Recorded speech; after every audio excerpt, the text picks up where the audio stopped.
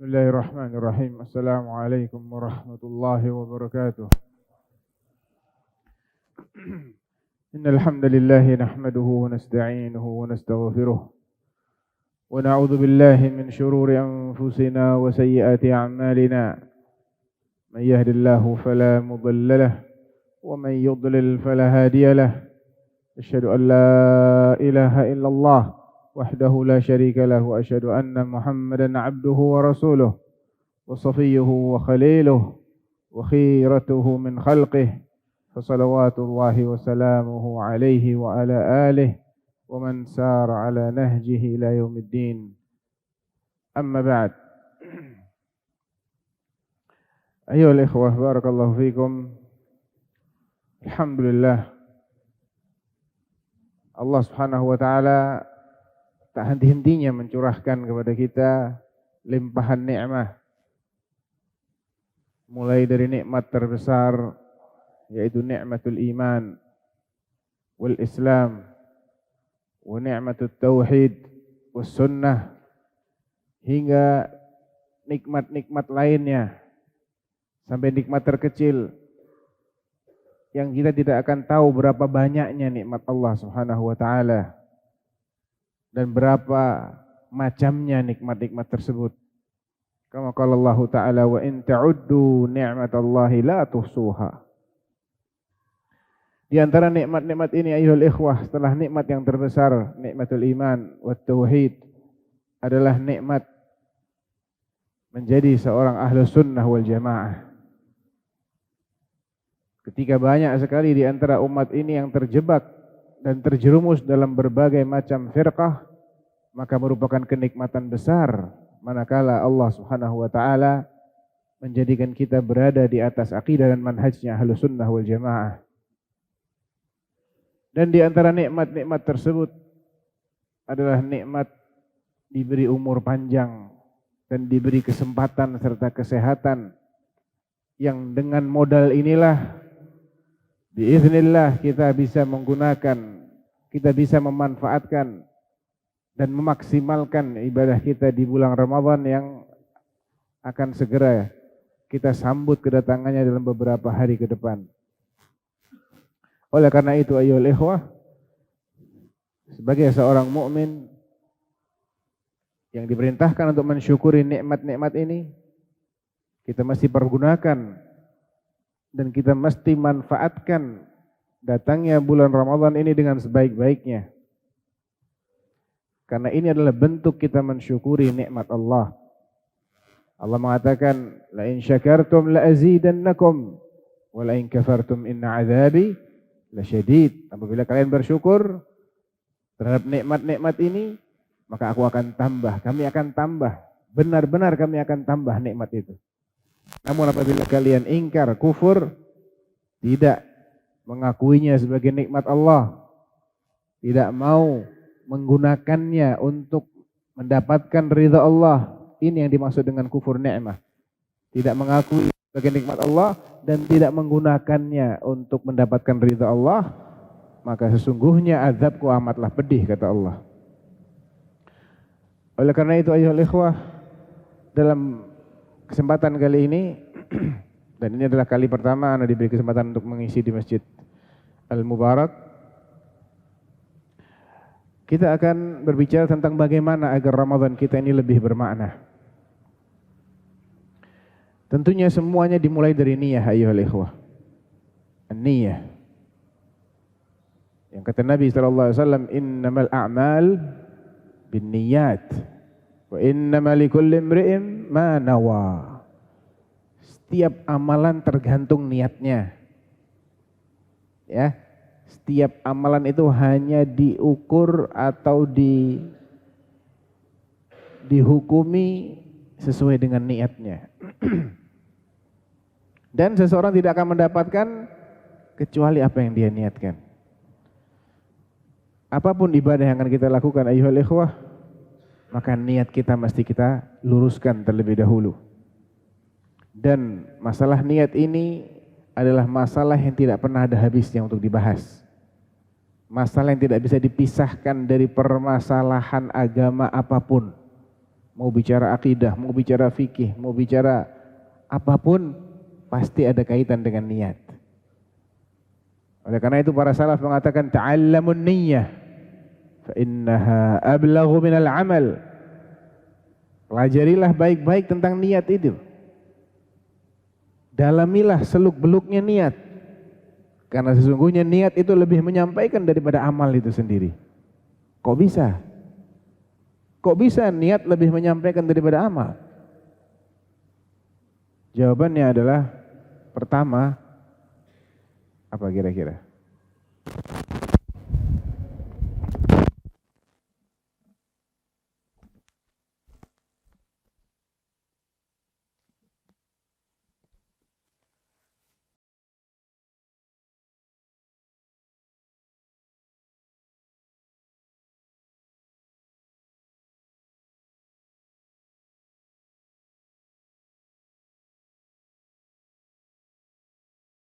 Qala Rasulullah SAW, Inna Allah katabal hasanati was sayyiat thumma bayyana dhalik.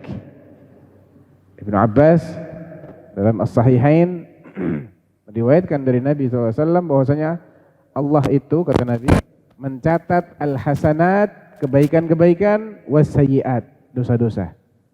Thumma bayyana dhalik. Kemudian beliau menjelaskan bagaimana skema pencatatan dosa dan pahala tadi. Faman hamma bihasanatin falam ya'malha katabahallahu indahu hasanatan kamilah. Siapa yang sekedar berencana saja, berniat untuk mengamalkan suatu kebaikan dan belum diamalkan.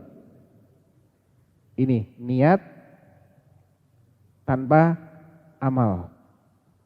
Katabahallahu indahu hasanatan kamilah. Allah sudah mencatatnya sebagai satu kebaikan yang sempurna di sisinya. Fa in hamma biha wa amilaha katabahallahu indahu 10 hasanat ila 700 dha'f ila adha'afin katsirah. Kalau niat itu kemudian dia amalkan, maka Allah akan mencatatnya sebagai 10 kebajikan sampai 700 kali lipat dan dilipat gandakan lagi. Amal walaupun niat walaupun belum diamalkan sudah tercatat sebagai satu kebaikan, tapi amalan tanpa niat tidak ada artinya. Wa innamal likulli imri'in ma nawa. Idza lam yanwi syai'an laisa lahu syai'. Kalau tidak ada niat apapun, ya dia enggak akan dapat apa-apa. Demikian pula niat lebih menyampaikan daripada amal itu sendiri, karena ayyuhal ikhwah, Allah Subhanahu wa taala memberi pahala seseorang di jannah itu bukan sebanding dengan amalnya. Sama sekali enggak sebanding. Pahala yang Allah janjikan untuk ahlul jannah itu tidak sebanding sama sekali dengan amalannya ahlul jannah. Kenapa demikian? Karena kita ini hidup di dunia dibatasi oleh umur. Dan umur kita ini rata-rata berapa umurnya umat Rasulullah? 60 sampai 70 tahun. A'mar ummati ma baina 60 ila 70 sana. Wa aqalluhum man yujawizu dzalik. Dari 60 atau 70 tahun ini berapa yang kita pakai ibadah benar-benar untuk ibadah ya ikhwah? Sholat kita sehari semalam kira-kira berapa jam? 1 jam? 5 waktu? Subuh plus duhur plus asar plus isya, nyampe menghabiskan waktu 1 jam? Ya, tambah rawatibnya mungkin ya. Kalau sholatnya aja nggak nyampe. Ya, rata-rata orang sholat subuh berapa? 1/4 jam. Sholat duhur 10 menit. Asar paling 10 menit, udah lama itu 10 menit. Ya, nggak nyampe 1 jam kita.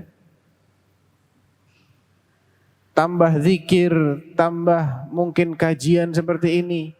Paling-paling kita menghabiskan berapa jam dalam 1 hari untuk kita pakai untuk ibadah. Jadi kalau kita kumpulkan dalam kurun waktu 60 sampai 70 tahun itu, hanya sekian persen yang kita gunakan untuk beramal. Namun kenapa Allah memberikan jannah itu tidak pakai batas waktu? Ya, kalau sudah masuk jannah gak dikeluarkan lagi. Khalidina fiha abada. Apakah karena amalnya? Jelas bukan karena amal. Karena amal kita ini hanya singkat sekali. Bahkan umur yang 60-an tahun itu kata Allah, qala kam labistum fil ardi adada sinin? Qalu labisna yawman au ba'da yawm. Fas'alil 'adin. Qala illa labistum illa qalila. Orang-orang itu menganggap mereka ini hanya tinggal sehari atau kurang dari sehari bahkan. Padahal usianya 60-an sampai 70 tahun. Hanya terasa sehari di antara hari-hari akhirat. Sangat singkat. Tapi Allah berikan pahala yang jauh. Bahkan tidak pakai batas waktu bagi ahlul jannah. Sekali dia masuk jannah gak akan keluar-keluar lagi selamanya. Wa ma hum anha bimukhrajin.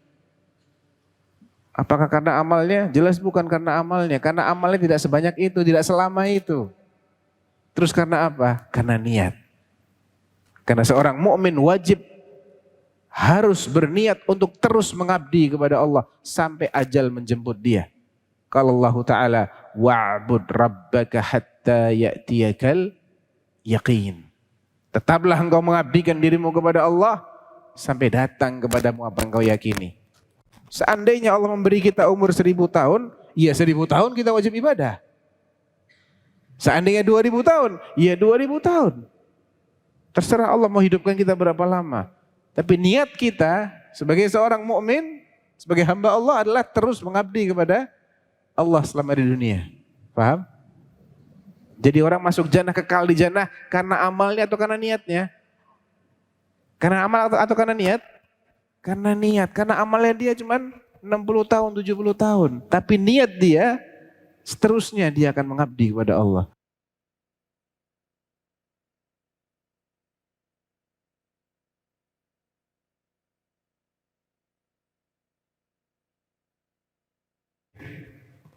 Buktinya apa? Sampai mati dia nggak tobat. Itu buktinya. Seandainya dia punya niat untuk jadi orang baik, dia akan manfaatkan umurnya. Namun bagi dia, bukan itu yang penting. Ada yang lebih penting daripada itu. Sehingga Allah juga balas orang-orang kafir ini dengan niatnya yang tidak pernah mau taubat dari kekufuran. Sehingga Allah masukkan mereka ke neraka selama-lamanya. Makanya ta'allamun niyyah fa innaha ablagh minal amal.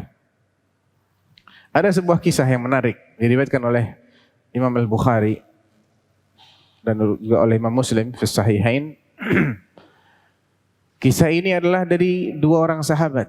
Ini masih berkaitan dengan niat ya. Dua orang sahabat yang dikirim oleh Rasulullah SAW ke negeri Yaman. Yang satu namanya Abu Musa Al-Ash'ari radhiyallahu an, dan yang satu lagi adalah Mu'adz bin Jabal radhiyallahu an. Abu Musa, nama aslinya siapa? Ada yang tahu? Nama aslinya Abu Musa siapa? Abdullah bin Qais. Mereka berdua sedang berjalan barengan gitu ya. Maka Mu'adz bertanya kepada Abu Musa, "Ya Abdullah bin Qais, kaifa taqra'ul Qur'an?" Gimana kiatmu membaca Al-Quran, wahai Abdullah bin Qais?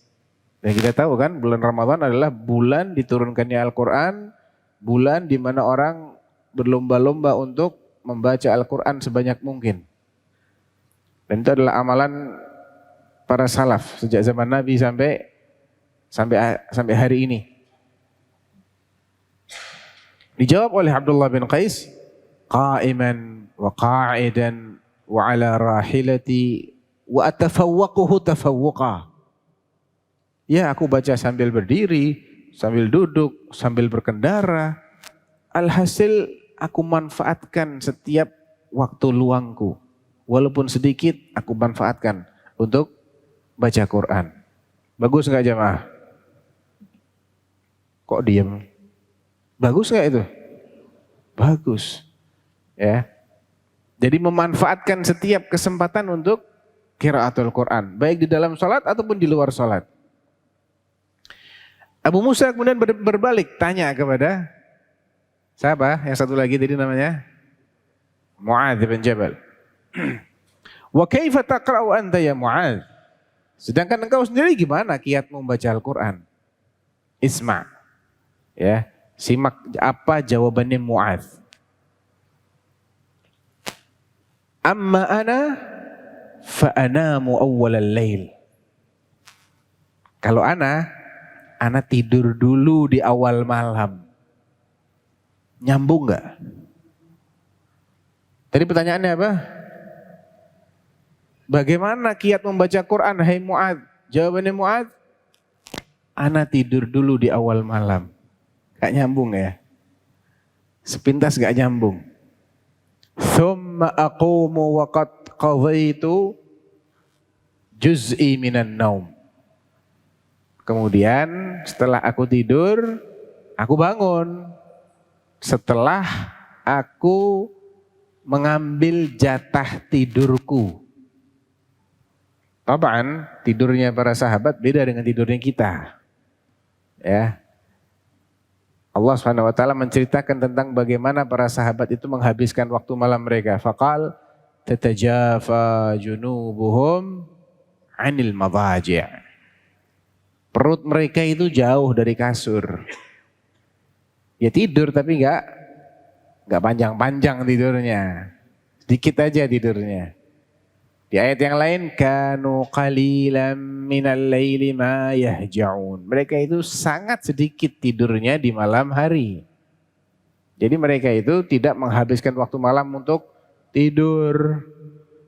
Tapi sebagian kecil untuk tidur, sisanya untuk ibadah. Tapi tetap ada tidurnya. Dan tidurnya disegerakan. Ya, kebanyakan orang hari ini tidurnya ditunda, begadang dulu, hadza makruh. Ya, makruh. Karena Nabi SAW yakrahun nauma qabla al-isya wal haditha ba'dahu. Wa fi riwayah naha 'anil naumi qabla al-isya wal haditha ba'dah. Nabi melarang atau tidak menyukai orang yang tidur sebelum sholat isya atau ngobrol selepas sholat isya. Kecuali kalau obrolannya obrolan terkait ilmu. Ya, kecuali kalau obrolan terkait dengan ilmu. Qala Syekh Hafidz Al-Hakami wa qad nuhi an ayyanama qablaha kadzaka an yashara ba'da fi'liha ma lam yakun fi sya'ni amrin dini fadzaka fi'lus sadiqil amini. Artinya ada larangan terkait tidur di malam hari sebelum sholat isya. Ya, sebelum isya jangan tidur, nanti kelewat isya'nya. Dan ngobrol atau begadang selepas sholat isya. Itu dilarang, makruh, bukan haram ya, tapi makruh. Malam yakun fi sya'ni amrin dini. Selama dia ngobrolnya itu atau begadangnya itu bukan karena membahas masalah-masalah din. Jadi kalau begadangnya dalam rangka mengkaji ilmu syar'i, maka tidak mengapa, dan itu dilakukan juga oleh Nabi. Jadi Mu'adz bin Jabal ini ketika awal malam selepas salat isya beliau segera tidur. Kemudian tidak lama lagi bangun setelah memberikan jatah tubuhnya untuk tidur. Tsumma aqra'u ma kataballahu li. Baru setelah itu aku membaca Al-Quran, entah dengan sholat atau di luar sholat. Biasanya dalam sholat ya, sebanyak yang Allah takdirkan untuk ku baca. Wa fi riwayah fa ataqawwa binaumati ala qaumati thumma ahtasibu naumati kama ahtasibu qaumati. Dalam riwayatnya Ibn Hibban, aku menjadikan tidurku di awal malam itu sebagai wasilah agar badanku nanti segar dan kuat untuk bangun malam, untuk qiyamul lail. Kemudian dia niatkan dengan tidurnya tadi untuk mendapatkan pahala, sebagaimana dia meniatkan qiyamul lailnya juga untuk dapat pahala. Jadi masalahnya cuma pada niat saja, ayyuhal ikhwah. Mu'adz itu pandai menghadirkan niat. Sehingga walaupun dia cuma tidur, dia bisa dapat pahala. Fa ahtasibu naumati kama ahtasibu qaumati. Aku mengharapkan pahala dengan tidurku sebagaimana aku mengharapkan pahala dengan qiyamul lailku. Itu pentingnya menghadirkan niat. Dan antum mesti akan tidur kan? Setiap hari kita mesti tidur, betul nggak? Mau 8 jam, mau kurang, mau lebih, pasti ada waktu yang kita habiskan dari umur kita ini untuk tidur. Tapi siapa di antara kita yang bisa menghadirkan niat sebelum tidur? Sehingga tidurnya tidak cuma tidur, tidurnya bernilai ibadah. Itu aja kuncinya. Hadirkan niat yang baik ketika tidur. Niatnya apa Ustadz? Niatnya apa? Niatnya macam-macam. Pertama, mengamalkan sunnahnya Rasulullah SAW. Kok tidur sunnah? Nah, tidur itu sunnahnya Rasulullah SAW. Fi sahihain min hadithi Abi Hurairah radhiyallahu an, atau min hadithi Anas. Ada orang-orang yang datang ke rumahnya Rasulullah SAW, tanya kepada istri-istri Nabi tentang bagaimana kesehariannya Rasulullah. Dijelaskan oleh istri-istri beliau, ya kesehariannya ya normal-normal saja. Ada tidurnya, ada sholatnya, ada puasanya, ada enggak puasanya. Normal-normal saja. Maka mereka menganggap, kok enggak seberapa banyak ya. Faka'annahum taqalluha. Akhirnya mereka menyimpulkan, iyalah beliau kan sudah diampuni dosa-dosanya yang lampau maupun yang akan datang. Kita kan enggak kayak gitu. Kita masih banyak dosa, beliau sudah diampuni dosa-dosanya. Kalau gitu kita masih lebih banyak ibadahnya dari Rasulullah sallallahu alaihi wasallam. Sallu ala Nabi. Apa kata salah satunya? Amma ana fa'asumu wala arqud, fa'asumu wala uftir. Wa ana aqumu wala anam. Wa ala, yang ketiga, wa ana la atazawwajun nisa. Yang satu bilang kalau gitu saya mau puasa terus tiap hari tanpa ada jeda. Yang satu lagi bilang saya mau qiyamul lail semalam suntuk tanpa tidur. Yang satu lagi bilang kalau gitu saya enggak mau nikah biar saya bisa fokus ibadah. Di riwayat yang lain ana enggak mau makan daging. Ya, di riwayat yang lain ana enggak mau tidur di atas kasur. Intinya mereka ingin mubalaghah, ingin berlebihan dalam ibadah.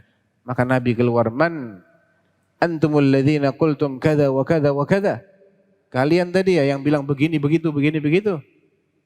Ama wallah inni la akhsyakum lillahi wa atqakum lah.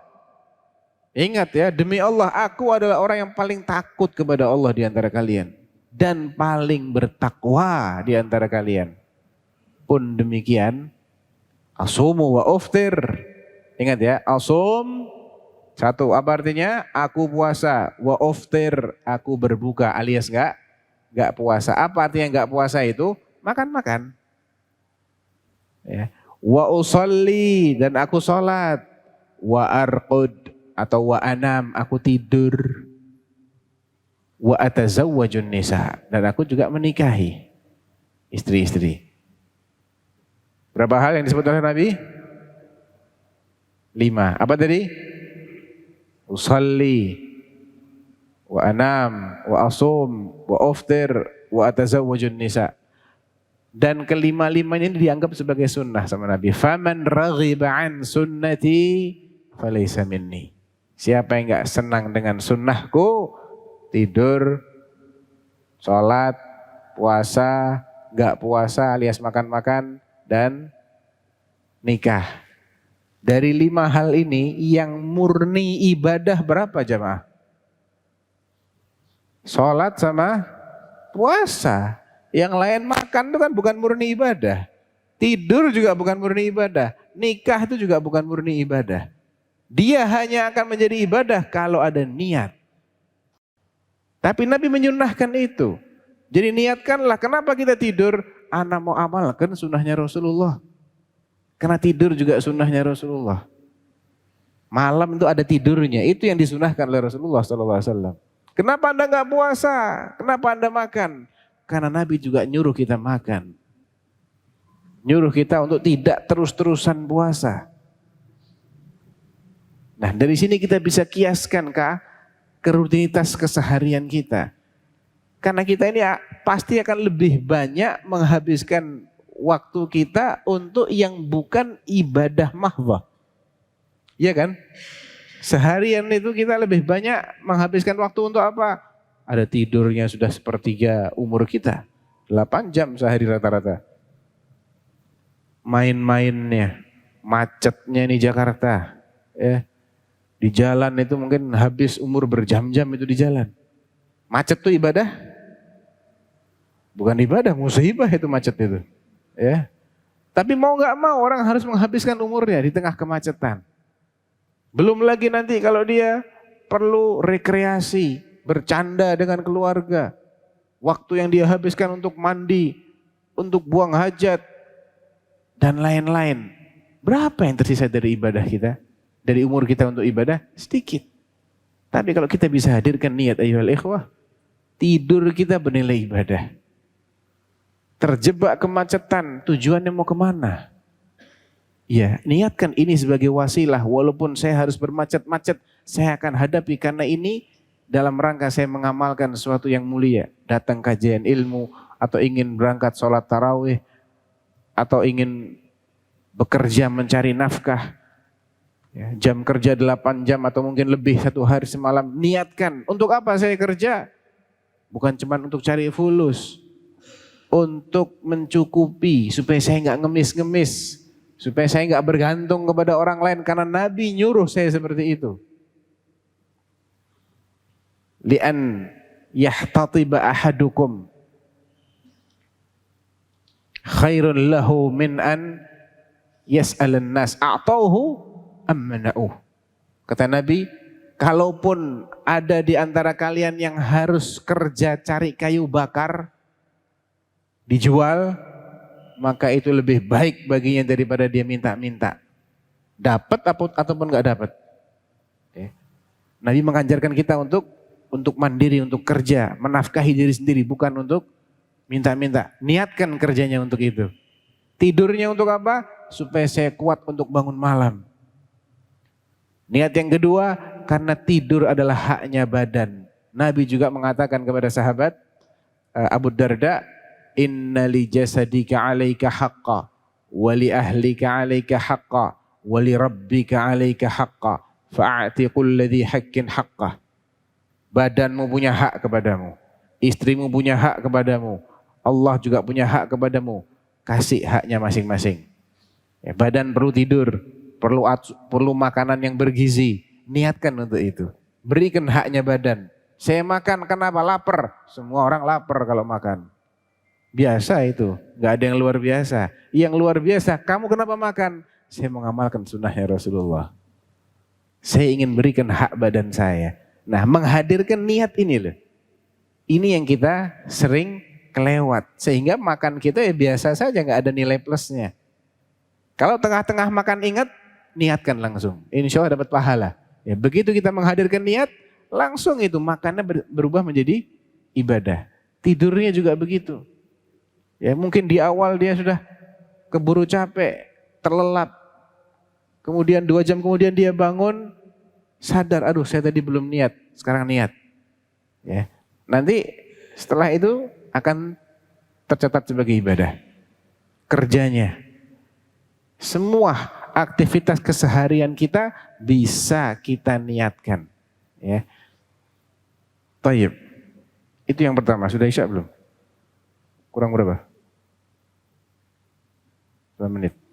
Yang kedua, ya ikhwah, kita tahu bahwasanya di bulan Ramadan itu ada ibadah yang khas. Apa itu? Apa ibadah yang khas di bulan Ramadan? Salat tarawih, apa lagi? Puasa. Ya, itu khasnya bulan Ramadan adalah saum dan salat tarawih. Tayyib, tujuannya puasa ini apa? Kenapa Allah perintahkan kita untuk puasa, untuk saum? Agar bertakwa. Ya, ya ayyuhalladzina amanu kutiba alaikumus shiyam kama kutiba alal ladzina min qablikum la'allakum tattaqun. Takwa itu apa artinya?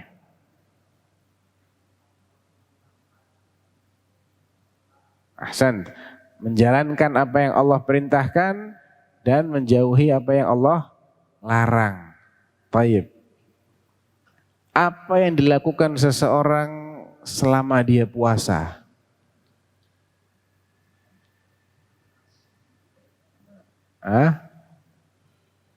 Apa? Biasanya orang itu memahami puasa itu apa? Enggak makan, enggak minum dari subuh sampai maghrib. Baik.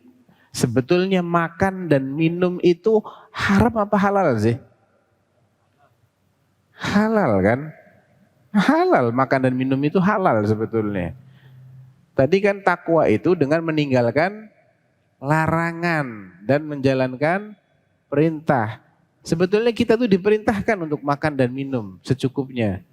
Wa kulu washrabu. Ya, wala tusrifu.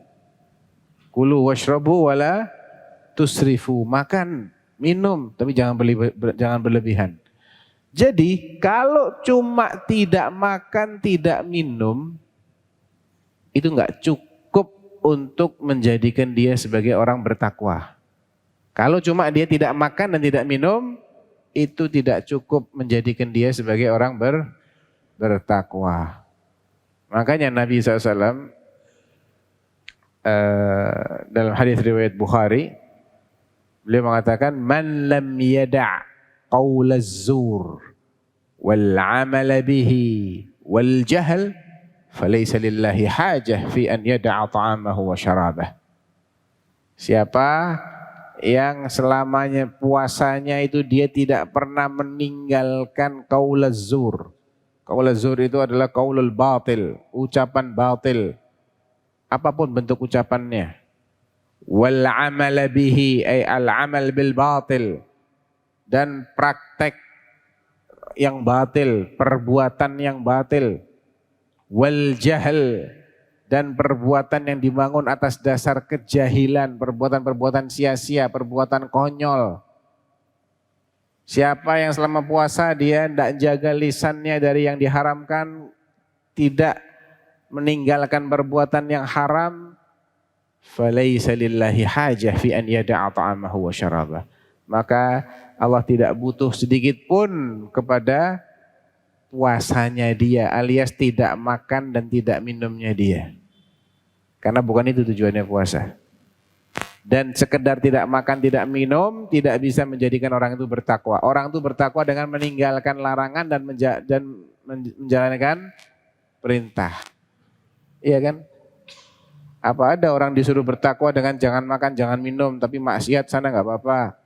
Bohong sana nggak apa-apa, nipu sana nggak apa-apa. Yang penting kamu jangan makan, jangan minum ya. Kamu bertakwa nanti. Ada ceritanya? Tidak ada.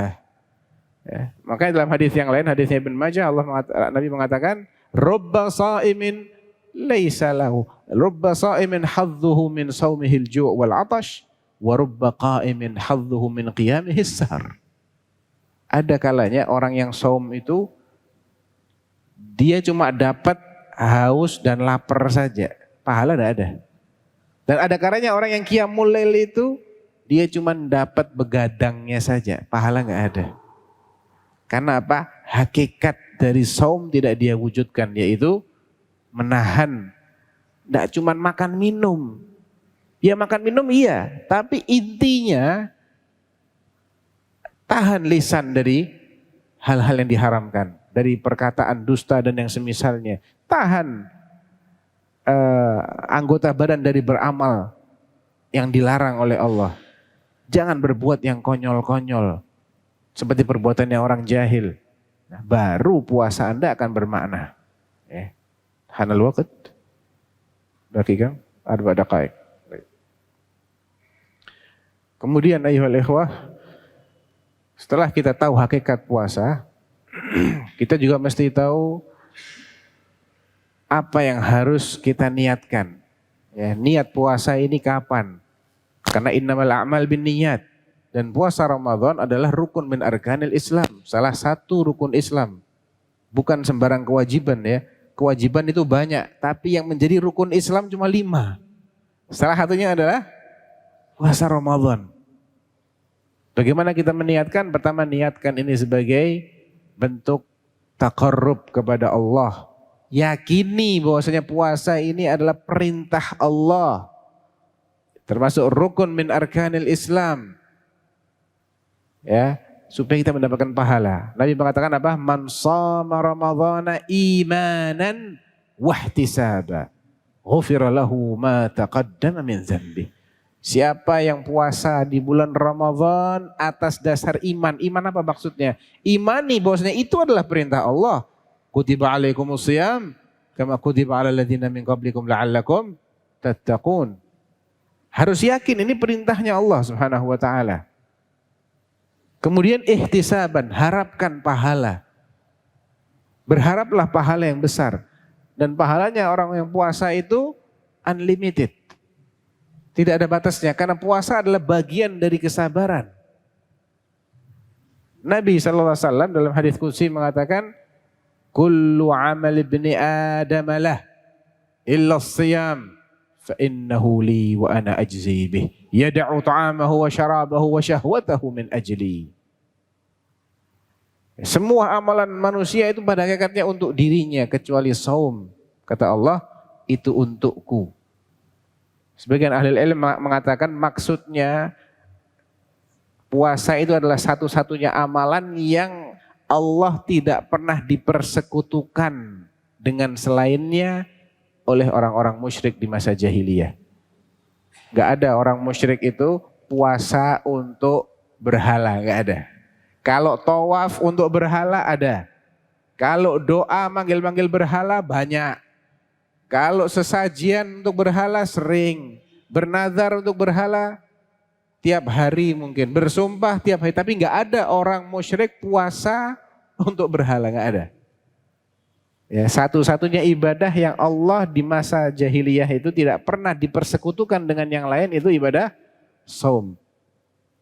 Bukan berarti Allah butuh sama puasa kita loh ya, enggak, sama sekali Allah nggak butuh kepada apapun amal kita, Allah nggak butuh.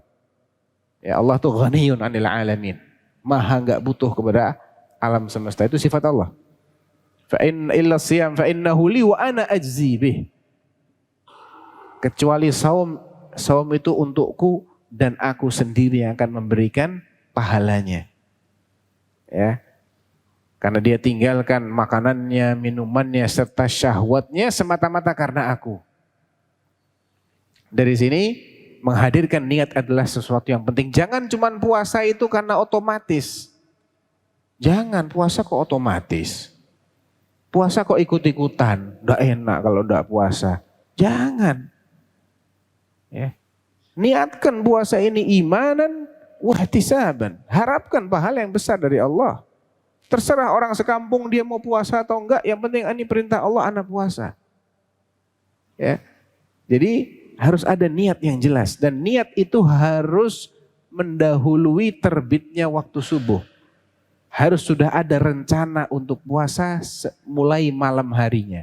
Misal nih, besok tanggal 1 Ramadan, maka sejak maghrib tadi sampai sebelum subuh harus seseorang itu sudah meniatkan untuk puasa besok. Karena Nabi mengatakan, man lam yubayyitin niyata, man lam yubayyitis siyam, fala siyamalah. Siapa yang belum menghadirkan niat puasa di malam hari, maka puasa tidak ada puasa baginya. Jadi kita harus hadirkan. Artinya menghadirkan niat itu apa? Saya besok mau puasa. Ada kesadaran seperti itu. Udah cukup. Mulai kapan? Mulai maghrib sampai sebelum subuh. Setiap hari. Hanal waqt. Baik, kita break untuk azan. Kemudian setelah itu langsung sholat isya. Langsung sholat isya. Nanti dilanjut setelah sholat isya. Wallahu ta'ala alam. Sallallahu ala nabiyina Muhammad wa ala alihi sahbihi wasallam. Assalamualaikum warahmatullahi wabarakatuh. Bismillahirrahmanirrahim. Assalamualaikum warahmatullahi wabarakatuh. Alhamdulillahi ala ihsanih wa syukru lahu ala taufiqihi wa amtinanih.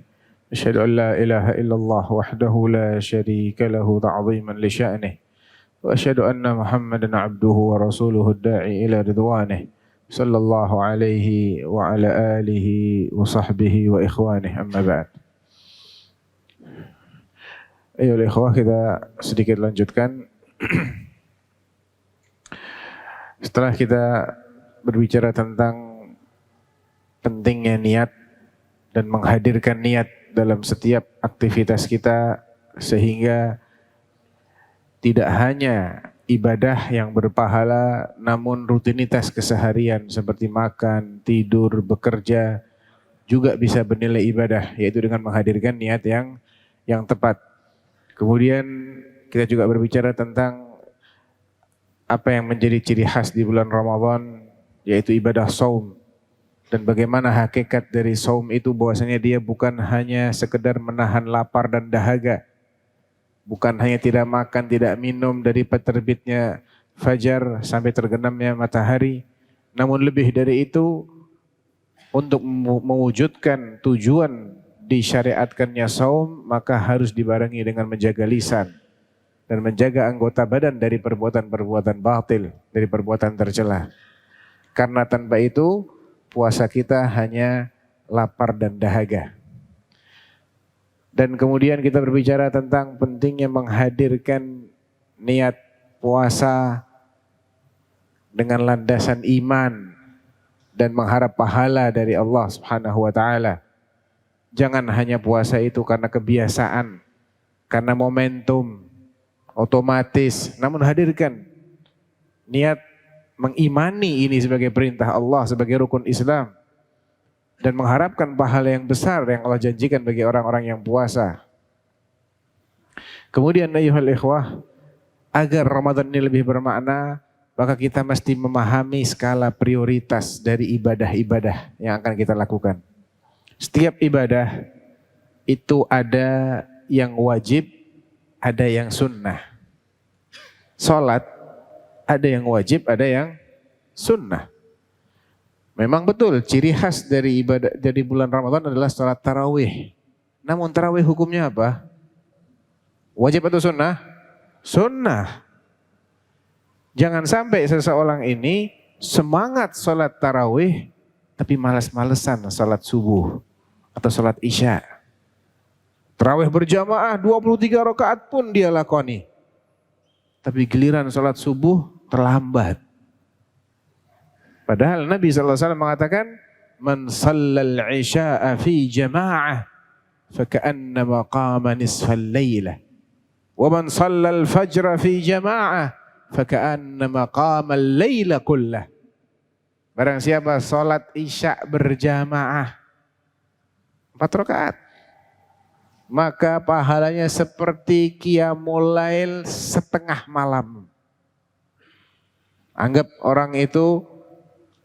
Anggaplah waktu malam itu mulai maghrib sampai subuh misalnya ada 10 jam temponya, maka yang sholat isya berjamaah itu pahalanya seperti sholat 5 jam. Qiyamul lail 5 jam. Wa man shallal fajra fi jama'ah faka'annama qama al-laila kullah. Dan barang siapa sholat subuh berjamaah, pahalanya seperti sholat qiyamul lail semalaman suntuk. Cuma 2 rakaat. Itu pentingnya kita tahu skala prioritas ayyuhal ikhwah. Jangan disalahpahami ya. Waduh kalau gitu kita nggak usah tarawih aja ya. Cukup sholat isya berjamaah tambah sholat subuh, khalas. Bukan begitu maksud ana. Tapi jangan sampai semangatnya tarawih melebihi semangatnya sholat isya dan sholat subuh serta sholat-sholat wajib yang lain. Karena Allah dalam hadis qudsi mengatakan, "Wa ma taqarraba ilayya 'abdi bi syai'in ahabbu ilayya mimma aftaradtuhu alaih." Tidak ada suatu amalan yang diamalkan oleh hambaku dalam rangka mendekatkan dirinya kepadaku yang lebih aku cintai daripada amalan-amalan yang aku wajibkan atasnya. Jadi kalau kita ingin mendapatkan ridhonya Allah, kecintaannya Allah dengan mengamalkan sesuatu, maka amalkanlah yang wajib-wajib. Dahulukan mengamalkan yang hukumnya wajib, fardu ain. Karena itu yang paling dicintai oleh Allah. Dan itu yang paling mendekatkan kita kepada Allah. Jangan sampai kebalik. Yang sunnah semangat, yang wajib dia lupa. Mengeluarkan harta Ada yang wajib, ada yang sunnah. Apa contoh mengeluarkan harta yang hukumnya wajib? Zakat, nafkah. Dah 2 tok. Bayar utang sunnah apa wajib? Wajib. Bayar kafarah sumpah wajib. Ya, kafarah ketika seseorang bersumpah atas nama Allah tidak akan begini, dilanggar sama dia. Dia wajib kafarah. Kafarahnya ada pilihan, mau puasa 3 hari atau kasih makan 10 orang miskin. Nah, ngasih makan itu kan mengeluarkan harta. Atau merdekakan budak tapi nggak ada perbudakan sekarang. Itu juga wajib. Kafarah, bayar utang, ya, menafkahi keluarga, zakat, itu wajib. Jangan yang wajib-wajibnya lupa. Sunnahnya semangat dia, ngasih buka puasa semangat dia, utang lupa bayar. Nah, keluarga nggak dinafkahi, lah khata ada.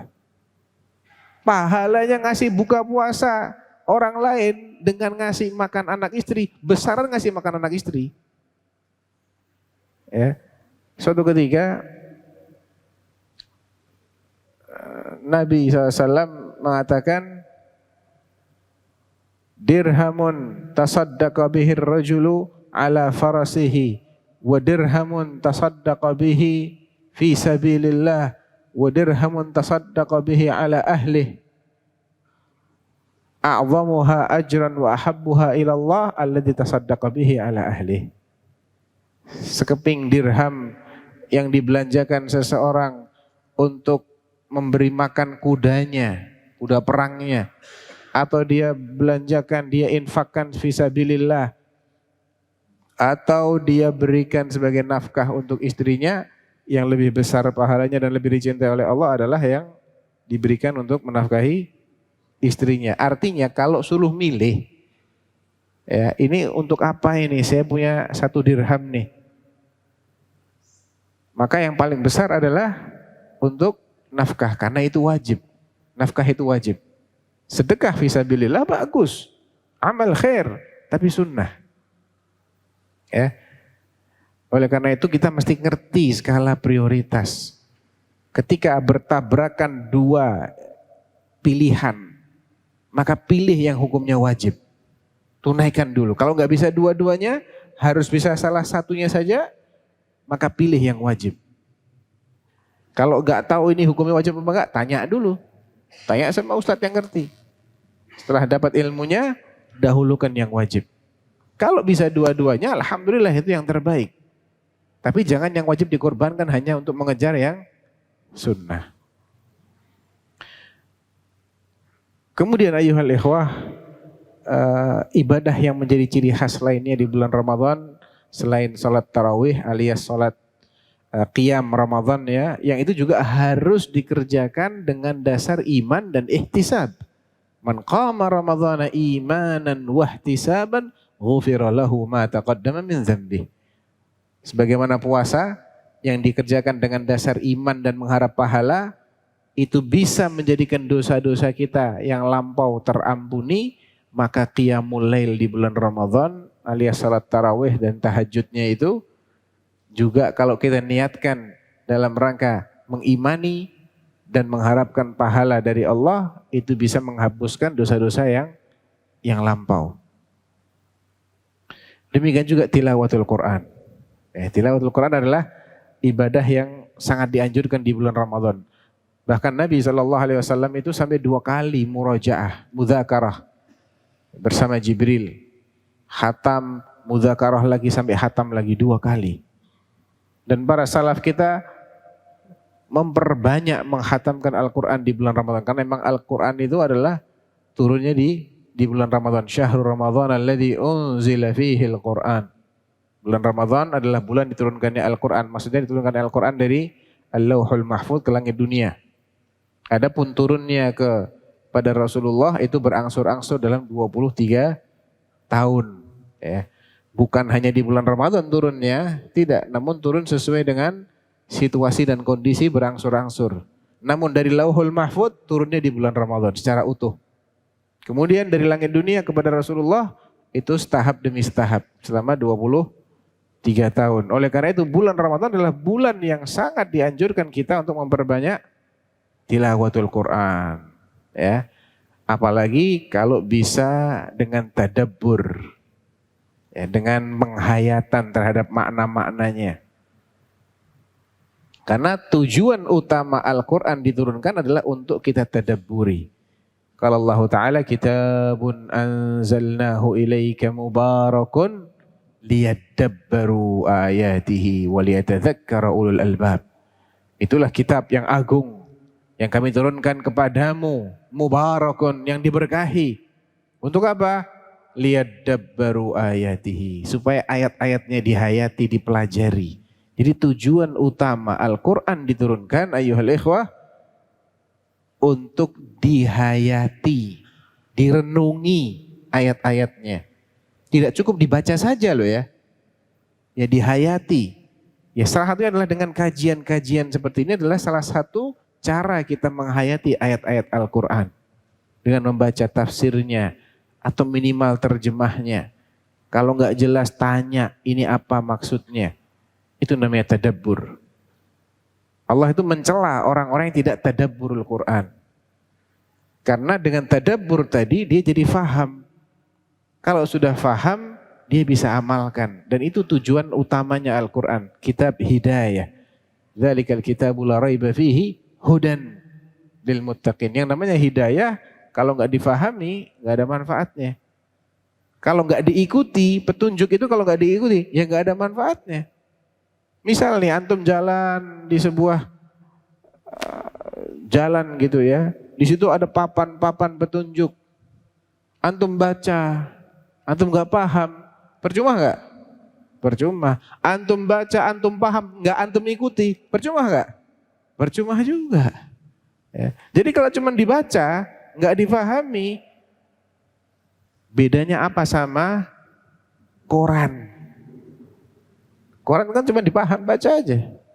Paham nggak ada masalah tuh. Antum baca koran nggak paham nggak masalah kan, koran ya, surat kabar itu. Tapi kalau Al-Quran antum nggak pahami masalah besar. Ya, karena Al-Quran ini kitab yang membimbing kita, jadi kita mesti berusaha untuk memahami. Oleh karena itu, jadikan momentum bulan Ramadan adalah bulan kita akrab dengan Al-Quran. Ya, berusaha untuk kita fahami. Kalau belum tuntas, lanjutkan di bulan-bulan berikutnya. Karena Al-Quran adalah kitab hidayah, kitab petunjuk, dan petunjuk tidak akan bermanfaat kalau tidak difahami dan kalau tidak diamalkan.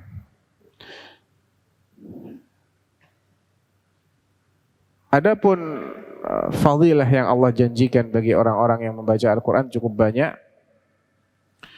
Sebagaimana yang disebutkan oleh Nabi SAW, bahwa setiap hurufnya itu mendapatkan 10 kebaikan. Ya. Jadi usahakan kita bisa sinkron antara memperbanyak yang kita baca dengan penghayatan. Sehingga kita mendapatkan pahala dari segi kuantitas dan juga dari segi kualitas. Ya, kebanyakan orang itu hanya mengejar kuantitas. Para salaf nggak begitu. Ibnu Mas'ud radhiyallahu anhu mengatakan, la yakun hammu ahadikum akhiras suwar. Ya, jangan obsesi kalian itu hanya mencapai akhir surat. Cepet-cepetan, pokoknya saya mau hatamkan suratnya, habis itu baca lagi surat berikutnya, saya mau cepat sampai akhirnya. Jangan begitu obsesinya. Qifu inda ajaibihi wa harriku bihal qulub. Renungi ketika Al-Quran menceritakan tentang hal-hal yang luar biasa, yang ajaib itu. Renungi, hayati. Harriku bihal qulub. Getarkan hati kita bersama apa yang kita baca. Ya. Makanya para salaf itu membaca dengan penghayatan. Ada memang beberapa riwayat, fulan setiap hari dia khatam 2 kali. Ada yang khatamnya mungkin setiap hari sekali, ada yang 3 hari sekali, ada yang lebih dari itu. Tidak berarti mereka itu setiap tahun seperti itu. Karena Nabi SAW mengatakan kalau menghatamkan Al-Quran itu lebih cepat dari 3 hari sekali, itu nggak bisa paham dia. Ya, nggak akan paham orang yang menghatamkan Al-Quran lebih cepat dari 3 hari sekali. Berarti tiap hari ngaji berapa juz? 10 juz satu hari. Terus kayak gitu, dia akan sulit untuk memahami. Itu maksudnya bukan berarti tidak boleh sama sekali, namun jangan menjadi kebiasaan. Di bulan Ramadan, kalau dia di bulan-bulan yang lain dia membaca sambil merenungi, maka tidak mengapa di bulan Ramadan dia tingkatkan kuantitas bacaannya. Ya, Imam Syafi'i itu sehari hatam 2 kali. 2 kali sehari di bulan Ramadan. Siang hari sekali, malam hari sekali. Jadi 1 bulan itu bisa 60 kali hatam. Tapi di luar itu beliau itu sering sekali dilihat membuka mushaf, tadabbur. Sering sekali itu. Dalam biografi beliau disebutkan Imam Syafi'i itu sering kelihatan membuka mushaf, tadabbur. Sehingga kalau di bulan Ramadan dia banyak-banyakan baca nggak ada masalah. Karena di bulan-bulan yang lain beliau menggunakan waktunya untuk tadabbur Al-Quran. Barangkali itu ayyuhal ikhwah beberapa kiat ya, agar ibadah Ramadan kita ini bisa lebih bermakna, lebih berpahala, lebih berkualitas. Barangkali ada yang mau ditanyakan. Jika ada yang belum jelas, tafadhal. Taib. Alhamdulillah, berarti insya Allah sudah bisa difahami, mudah-mudahan bermanfaat. Kita akhiri dengan kafaratul majlis. Subhanakallahumma rabbana wa bihamdik. Asyhadu an la ilaha illa anta astaghfiruka wa atubu ilaik. Assalamualaikum warahmatullahi wabarakatuh.